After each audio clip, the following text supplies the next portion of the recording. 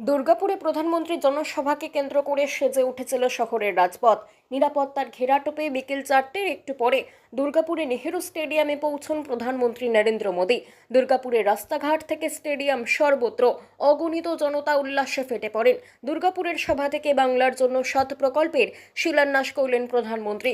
তার মধ্যে রয়েছে বাঁকুড়া এবং পুরুলিয়া জেলার জন্য ভারত পেট্রোলিয়াম কর্পোরেশন লিমিটেডের সিটি গ্যাস ডিস্ট্রিবিউশন প্রকল্প, দুর্গাপুর হলদিয়া প্রাকৃতিক গ্যাস পাইপলাইনের দুর্গাপুর থেকে কলকাতার অংশ, এছাড়াও দুর্গাপুর ইস্পাত তাপবিদ্যুৎ কেন্দ্র এবং দামোদর ভ্যালি কর্পোরেশনের রঘুনাথপুর তাপবিদ্যুৎ কেন্দ্রে 1457 কোটি টাকার ব্যয়ে দূষণ নিয়ন্ত্রণ ব্যবস্থার শিলান্যাস করলেন প্রধানমন্ত্রী। প্রতিটি ক্ষেত্রে রোজগারের সুবিধা বাড়বে বলে দাবি করেছে কেন্দ্র। রেল পরিকাঠামোর উন্নয়নে একাধিক প্রকল্পের শিলান্যাস করলেন প্রধানমন্ত্রী। তার মধ্যে রয়েছে Purulia Kolkata rail line doubling. এর ফলে জামশেদপুর, বোকারো, ধানবাদের কারখানাগুলির মধ্যে রেল সংযোগের সুবিধা বাড়বে বলে জানাচ্ছে কেন্দ্র।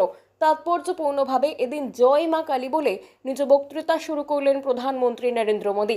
বললেন, বিজেপি বিকশিত বাংলা চায়, বাংলার এই মাটি প্রেরণায় পূর্ণ। বিজেপি সমৃদ্ধ পশ্চিমবঙ্গ তৈরি করতে চায়। একসময় বাংলা সমৃদ্ধই ছিল, বিকাশের কেন্দ্র ছিল, কিন্তু এখন আর তা নেই। আমরা এই অবস্থায় বদলাতে চাইছি। এখন কাজের জন্য বাইরে যেতে হচ্ছে বাংলার মানুষকে। বাংলাকে এই অবস্থা থেকে বের করতে হবে।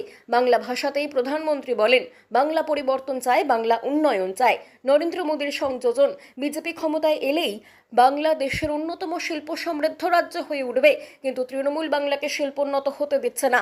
তাই তৃণমূলকে বাংলা থেকে সরাতে হবে। পশ্চিমবঙ্গকে এমনভাবে তৈরি করতে হবে যাতে এখানে নতুন বিনিয়োগ আসে, কর্মসংস্থান তৈরি হয়। কিন্তু যতদিন তৃণমূল থাকবে ততদিন এসব হবে না। প্রধানমন্ত্রীর মুখে মুর্শিদাবাদের অশান্তির প্রসঙ্গ উঠল। তিনি বলেন, মুর্শিদাবাদের মতো ঘটনা ঘটলে পুলিশ পক্ষপাতিত্ব করে, আইন শৃঙ্খলা ভেঙে পড়েছে। তৃণমূলের গুন্ডাগিরির জন্যই এখানে উদ্যোগপতিরা আসছেন না। সিন্ডিকেট রাজ দেখেই পালিয়ে যান বিনিয়োগকারীরা। প্রাথমিক শিক্ষা, উচ্চশিক্ষা সব রসাতলে গিয়েছে তৃণমূলের জমানায়। প্রধানমন্ত্রীর ভাষণে আরজিকর থেকে কসবাকাণ্ডের প্রসঙ্গ উঠে এলো।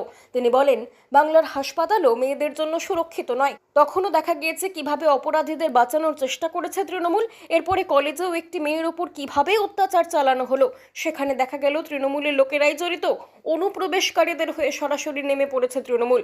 কান খুলে শুনে রাখুন, অনুপ্রবেশকারীদের বিরুদ্ধে সংবিধান অনুযায়ী পদক্ষেপ করা হবে।